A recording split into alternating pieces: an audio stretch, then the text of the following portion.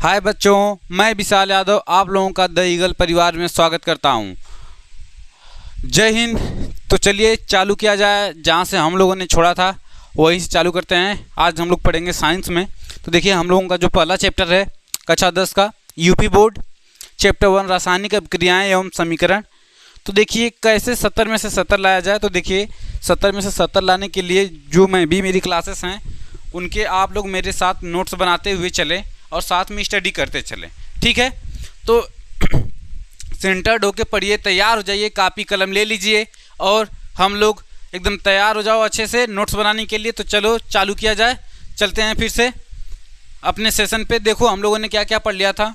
तो हम लोगों ने बताया था आपको कि रासायनिक अभिक्रियाएं एवं समीकरण हमारा है जो चैप्टर। इसमें मैंने आप लोगों को रासायनिक अभिक्रिया, रासायनिक समीकरण, संतुलित रासायनिक समीकरण और अभिक्रियाओं के प्रकार, संक्षारण और विकृत गंधिता पढ़ना था। तो इसमें हम लोगों ने कितनी टॉपिक ग्रहण कर लिया था। तो हम लोगों ने यहाँ तक का क्या कर लिया था, कवर कर लिया था। और रासायनिक समीकरण तक हम लोग क्या हो गए थे, पहुँच गए थे। तो चलिए देखते हैं हम लोगों ने क्या क्या पढ़ा था। रासायनिक अभिक्रिया पढ़ा था, भौतिक परिवर्तन पढ़ा था, रासायनिक परिवर्तन पढ़ा था और रासायनिक अभिक्रियाएं जो मैंने एग्जाम्पल दे के बताया हुआ है आप लोगों को, ठीक है। चलिए तो अब हम लोग जो सेकेंड पार्ट है उसको चालू करते हैं। हमारा नया बैच जो कि 2025 से 26 के विद्यार्थियों के लिए चालू हो गया है। तो आप लोग ऑफलाइन में जो बच्चे हैं वो हमसे ऑफलाइन में जुड़े, जो ऑनलाइन से जुड़े हुए हैं बच्चे ऑनलाइन ही हमसे जुड़े रहें, ठीक है। इस सेशन को आप लोग कमेंट करिए, शेयर करिए और लाइक करिए। मेरे चैनल को आप नए हो तो सब्सक्राइब कर दीजिए, ठीक है बच्चा। चलिए तो देखिए हम लोगों को पढ़ना है कि रासायनिक समीकरण को लिखने की विधियाँ कौन कौन सी हैं। तो कहने का अर्थ यह है कि कोई भी केमिकल इक्वेशन है उसको हम लोग किस प्रकार से लिखेंगे। तो सबसे पहली चीज़ कि किसी भी केमिकल इक्वेशन को लिखने के लिए 2-3 चीज़ों की ज़रूरत होती है। तो वैसे ही जो बेसिक हैं मैंने उनको 6 भागों में बांटा हुआ है। 6 चीज़ें आपको पता होनी चाहिए। नंबर 1 कि आपको अभिकारक और उत्पाद का सूत्र पता होना चाहिए, ठीक है। अभिकारक और उत्पाद का सूत्र पता होना चाहिए, पता होना चाहिए। अगर मैं कहूँ जैसे यहाँ पे मैंने लिख दिया मैग्नीशियम और ऑक्सीजन और हमारा जो उत्पाद बन रहा हो मैग्नीशियम ऑक्साइड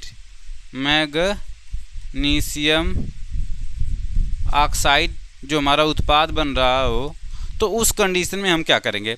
अगर देखिए हमको पता रहेगा, ध्यान सुनिएगा, अगर हमको पता रहेगा कि मैग्नीशियम का सूत्र क्या होता है तभी हम लोग लिख पाएंगे। तो सबसे पहले जो अभिकारक, इधर वालों को अभिकारक बोला जाता है, इधर वालों को उत्पाद बोला जाता है। तीर के उस पार वालों को उत्पाद बोला जाएगा, तीर के पहले वालों को क्या बोला जाएगा, अभिकारक बोला जाएगा।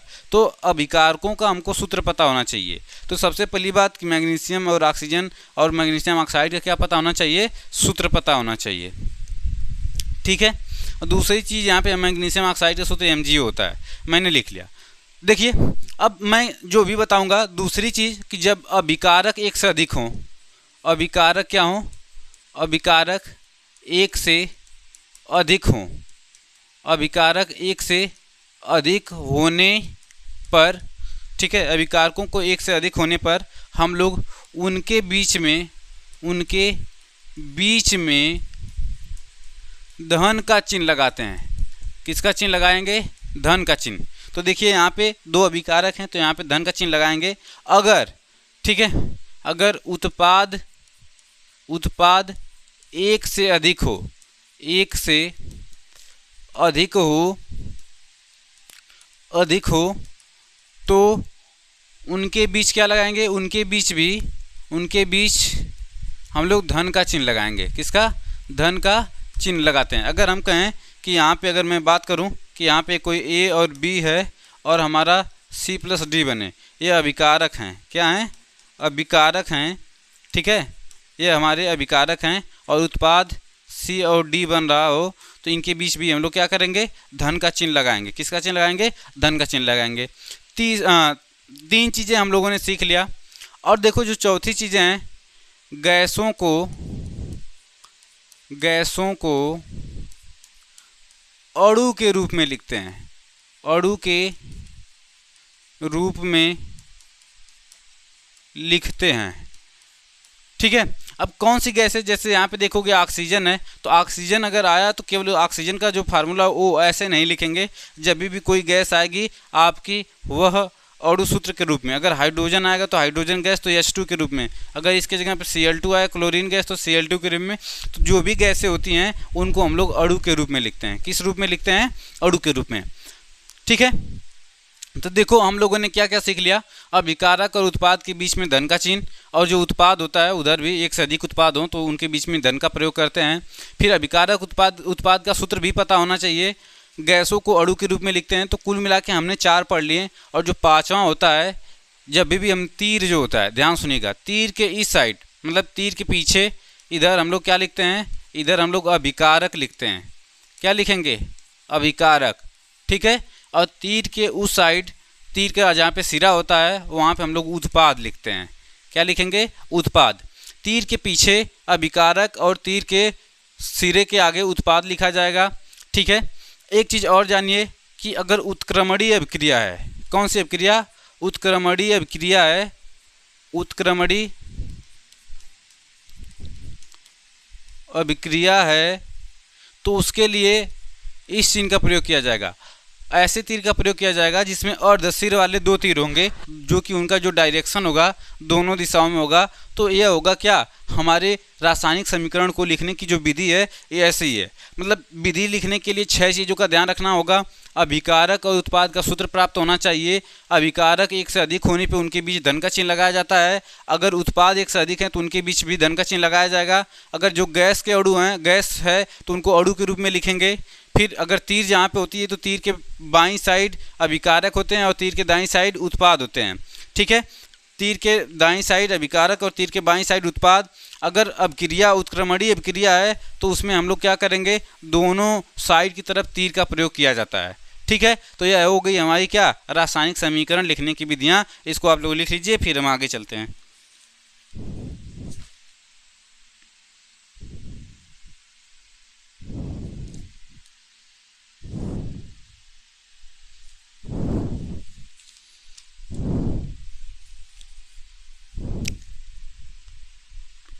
चलिए अब हम लोग आगे चलेंगे। देखो आगे हमारा क्या है कि आगे संतुलित रासायनिक समीकरण क्या होता है। ठीक है, तो सबसे पहले जानिए कि संतुलित रासायनिक समीकरण क्या होगा। ठीक है, संतुलित रासायनिक समीकरण, इसको थोड़ा सा हम लोग जानेंगे कि संतुलित रासायनिक समीकरण क्या होगा। तो एक चीज़ इसमें देखिएगा कि कोई भी कहे तो रासायनिक समीकरण से रासायनिक अभिक्रियाओं के संतुलित होने का पता चलता है। अगर कोई रासायनिक समीकरण है तो उससे रासायनिक अभिक्रियाओं में जो भी उसके अभिकारक और उत्पाद हैं उनके संतुलित होने का पता चलता है। अगर एक संतुलित रासायनिक समीकरण में किसी भी रासायनिक अभिक्रिया के उत्पाद तथा परमाणुओं की संख्या अभिकारक के तत्वों के परमाणुओं की संख्या बराबर होती है। देखो अगर कोई संतुलित रासायनिक समीकरण है, जैसे यहाँ पे देखो, अगर मैं बात करूँ, यहाँ पे हमारा जिंक है और यहाँ पे H2SO4 है, यहाँ पे ZnSO4 है, यहाँ पे H2 है। तो इसमें जो संतुलित रासायनिक समीकरण का मतलब होता है कि इधर जितने हाइड्रोजन की संख्या होगी उधर भी उतने ही हाइड्रोजन की संख्या होगी, इधर जितने जिंक की संख्या होगी उधर भी उतने ही जिंक की संख्या होगी, और इधर जितने सल्फर की संख्या होगी उधर भी उतनी होगी, इधर जितनी ऑक्सीजन की संख्या होगी उधर भी उतनी ही ऑक्सीजन की संख्या होगी। चलिए जैसे दूसरा एग्जाम्पल है, यहाँ पे लोहा 3, लोहे के कितने अणु हैं? 3 अणु हैं, और जल के 4 अणु हैं। ठीक है, तो इसमें 4 दूना के 8 हाइड्रोजन है, 3 लोहा है और 4 ऑक्सीजन है। तो देखिए इधर भी 3 लोहे के परमाणु हैं, 4 ऑक्सीजन के परमाणु हैं और 8 किसके हैं? हाइड्रोजन के। तो इस प्रकार ये रासायनिक समीकरण क्या हैं? संतुलित हैं। ठीक है, क्या हैं? संतुलित हैं। तो चलिए हम लोग देख लेते हैं कि रासायनिक समीकरण को संतुलित करने की विधियां कौन कौन सी हैं। तो रासायनिक समीकरण को ऐसे लिखिएगा, रासायनिक, अच्छा चलिए एक मैं लिख दे रहा हूँ थोड़ा सा, इसको आप लोग संतुलित करके हमको दिखा दीजिए। तो MgO2 बताइए कमेंट बॉक्स में कितने लोगों ने संतुलित कर लिया है, तब मैं आगे बताऊंगा।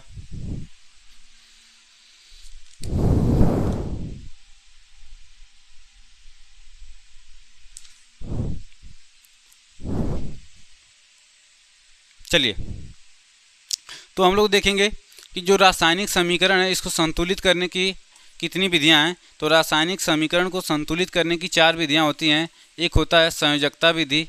कौन सी विधि? संयोजकता विधि। संयोजकता विधि, ठीक है। एक होता है संयोजकता विधि, दूसरा होता है आयनिक विधि। आयनिक विधि,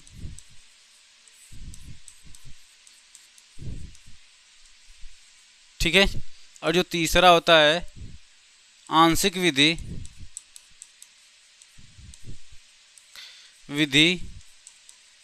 और जो चौथा होता है हीट एंड ट्रायल या अनुमान विधि, जांच एवं त्रुटि या अनुमान विधि। अनुमान विधि या जांच या त्रुटि विधि। तो देखिए, हम लोगों को पढ़ना कौन सा है? तो हम लोगों को इसमें यही वाला पढ़ना है, जांच एवं त्रुटि विधि। इसमें हम लोगों को अनुमान लगाना होता है। अनुमान कैसे लगेगा? देखिए, मैं एक रासायनिक अभिक्रिया को संतुलित करने का तरीका आप लोगों को बता रहा हूँ। देखिए क्या है, ठीक है। तो देखिए यहाँ पे क्या है, Mg है, ऑक्सीजन है। तो सबसे पहले अभिकारक में जो पदार्थ होते हैं उनको एक तरफ लिख लिया जाता है। Mg की संख्या इधर 1 है, ऑक्सीजन की संख्या इधर कितनी है? 2 है। तो जो सबसे पहले जिसकी संख्या कम होती है उसको दोनों ओर बैलेंस किया जाता है। तो इधर हम लोग देखेंगे मैग्नीशियम की संख्या 1 है, इधर भी मैग्नीशियम की संख्या क्या है? 1 है। मगर इधर ऑक्सीजन की संख्या 2 है और इधर ऑक्सीजन की संख्या कितनी है? 1 है। तो हम क्या करेंगे कि इधर इसके आगे 2 से क्या कर देंगे? मल्टीप्लाई कर देते हैं। हम यहाँ पे क्या करेंगे? 2 से यहाँ पे आगे इसके मल्टीप्लाई कर देते हैं, ठीक है। 2 को मल्टीप्लाई कर दिए तो यहाँ पे 2 MgO हो गया। क्या हो गया? 2 MgO। अब देखो, 2 मैग्नीशियम हो गया, 2 ऑक्सीजन हो गया, तो ऑक्सीजन संतुलित हो गया हमारा। क्या हो गया? संतुलित। बट मैग्नीशियम संतुलित नहीं है, तो इसलिए मैग्नीशियम के आगे भी हम क्या कर देंगे? 2। तो 2 Mg + O2 gives that 2 MgO। यही हमारा एक संतुलित समीकरण है। तो चलिए इसी के आगे हम लोग कुछ और समीकरण देखते हैं। अच्छा, यही समीकरण दिया था ना। चलिए एक मैं और इक्वेशन देता हूँ आप लोगों को संतुलित करने के लिए।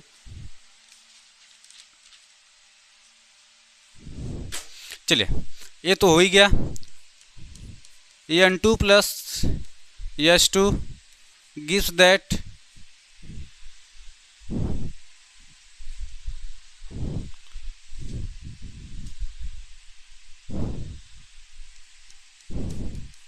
NH3। देखते हैं इसको कितने लोग संतुलित कर लेते हैं, ठीक है। तो चलिए देखिए, इसमें मैंने बताया था कि इधर नाइट्रोजन की संख्या कितनी है? 1 है। हाइड्रोजन की संख्या कितनी है? 2 है। तो इधर हाइड्रोजन की संख्या कितनी है? 3 है। और इधर नाइट्रोजन की संख्या कितनी है? 1 है। इधर 2 है, सॉरी, ठीक है। तो इधर नाइट्रोजन 2, हाइड्रोजन भी 2, इधर नाइट्रोजन 1, हाइड्रोजन कितने? 3। तो जो सबसे कम होता है पहले उसको संतुलित किया जाता है। तो नाइट्रोजन इधर 2 है, इधर कितना? 1। तो इसको 2 करने के लिए मैंने यहाँ पे 2 लिख दिया। तो 2 नाइट्रोजन हो गया, 2 नाइट्रोजन हो गया। यहाँ पे 3 दूना के 6 हाइड्रोजन हो गया। कितना हो गया? 6 हाइड्रोजन। तो उस कंडीशन में हमको यहाँ भी 6 हाइड्रोजन चाहिए। तो यहाँ पे हम किसका मल्टीप्लाई करें कि 6 हाइड्रोजन जाए? तो यहाँ पे हम 3 करेंगे तो 3 दूना के 6 हाइड्रोजन। तो ये हमारा क्या हो गया? संतुलित रासायनिक समीकरण। इसको आप लोग नोट कर लीजिए, फिर मैं आगे एक और समीकरण बताऊँ।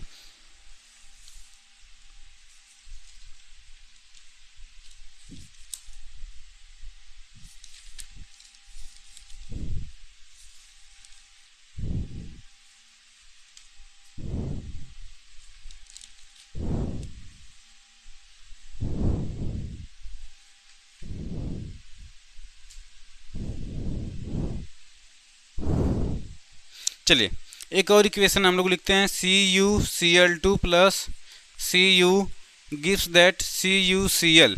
इसको आप लोग संतुलित कीजिए और बताइए कि कैसे संतुलित होगा, फिर हम बताएंगे। तो चलिए देखिए, फिर से हमको क्या करना है? कुछ नहीं, इस इक्वेशन में देखना है कॉपर कितना है?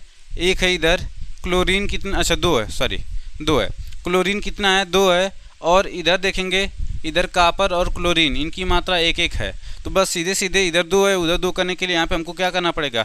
2 से गुणा करना पड़ेगा। तो इस प्रकार से CuCl2 + Cu gives that 2CuCl। यही हो जाएगा हमारा बैलेंस इक्वेशन, ठीक है।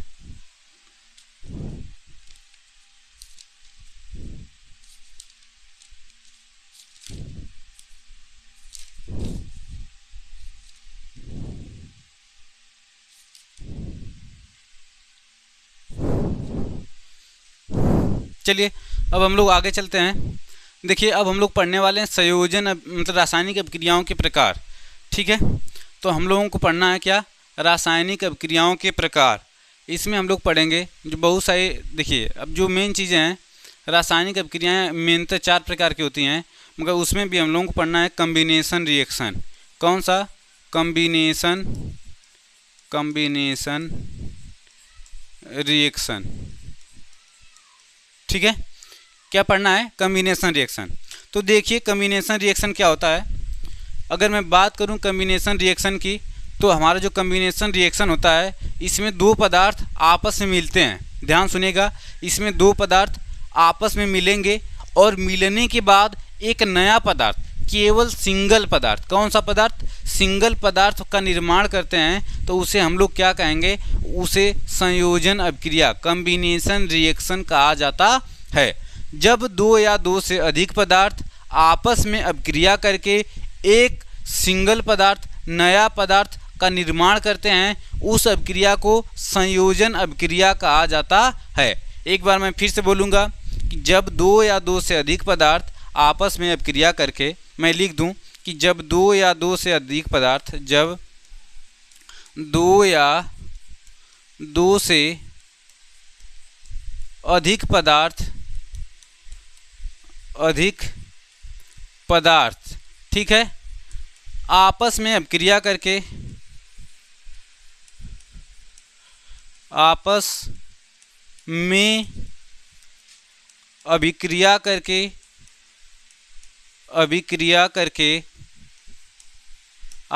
अभिक्रिया करके नए पदार्थ का निर्माण करते हैं, नए पदार्थ का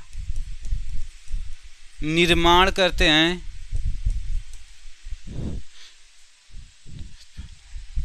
नए पदार्थ मतलब नए एकल पदार्थ लिख लीजिए। एकल मतलब होता है सिंगल, क्या, सिंगल। ठीक है, तो एकल पदार्थ का निर्माण करते हैं, वह कौन सा अभिक्रिया होता है, तो वह संयोजन अभिक्रिया होता है। जैसा कि मैं एक रिएक्शन यहाँ पे लिखा हूँ, इसको मैं थोड़ा सा ऊपर करके लिख दूँ, हाँ, जैसे आप लोगों को भी पता होगा कि जो चूने का सूत्र होता है, ध्यान सुनिएगा, चूने का सूत्र, तो चूने का सूत्र होता है CaO। जब इसमें हम लोग जल मिलाते हैं, पानी मिलाते हैं, तो पानी मिलाने के बाद हमारा CaOH का होल ट्वाइस प्राप्त होता है, CaOH का होल ट्वाइस प्राप्त होता है। तो यह एक संयोजन अभिक्रिया है। कौन सी अभिक्रिया है, संयोजन अभिक्रिया है। ठीक है, संयोजन अभिक्रियाओं के बहुत सारे एग्जाम्पल्स हैं, मैं उनको अभी लेके आपको बताऊंगा। जैसे कि संयोजन अभिक्रिया का एक और एग्जाम्पल देख लीजिए, H2 plus O2 gives that H2O। अगर साथ में इसको संतुलित करना भी मैं सिखाते रहूँगा। इधर हाइड्रोजन 2 है, इधर भी 2 है, इधर ऑक्सीजन 2 है, इधर कितना 1 है, तो यहाँ पे हम 2 से मल्टीप्लाई कर देंगे। तो जैसे ही मल्टीप्लाई करेंगे तो 2 ऑक्सीजन तो हो गया, मगर हाइड्रोजन की संख्या कितनी हो गई, 4 हो गई। तो इधर 4 करने के लिए यहाँ पे हमको 2 से मल्टीप्लाई करना पड़ेगा। तो 2H2 plus O2 gives that 2H2 हो जाएगा, जो कि एक कम्बिनेशन रिएक्शन है। कौन सा रिएक्शन है, कम्बिनेशन रिएक्शन है। ध्यान सुनिएगा, कौन सा रिएक्शन है, कम्बिनेशन रिएक्शन। इसको नोट कर लीजिए, फिर हम लोग आगे चलते हैं।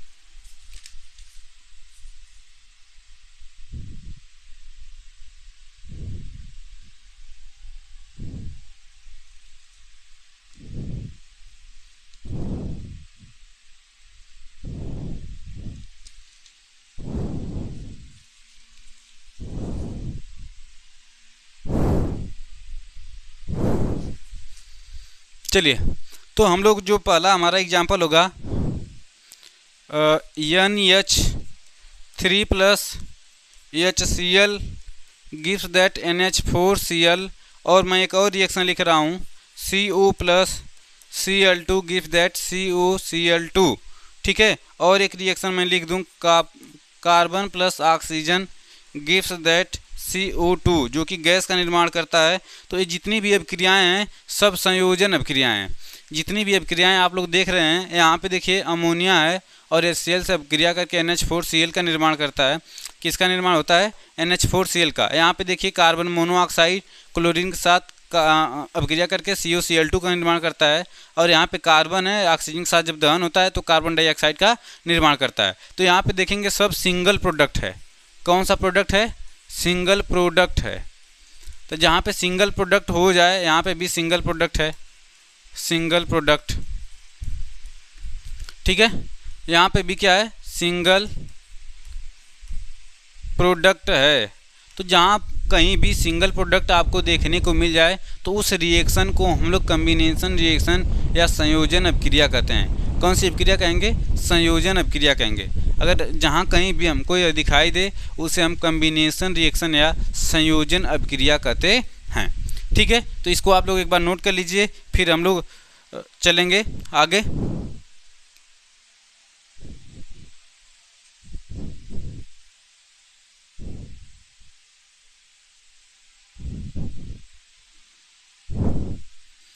ठीक है,